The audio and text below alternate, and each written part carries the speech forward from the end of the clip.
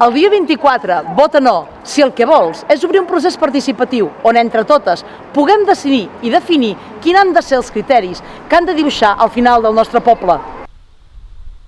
El poble que volem és un poble amb petit comerç, un petit comerç que cohesiona, que fa barri, que deixa un 50% dels seus beneficis en el propi territori, no com un 5% que fan les grans superfícies comercials. Aquest és el poble que nosaltres volem.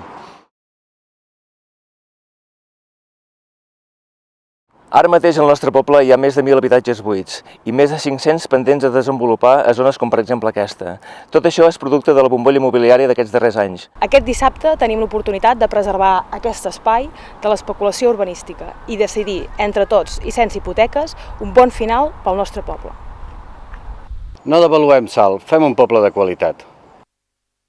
Fem poble, digues no.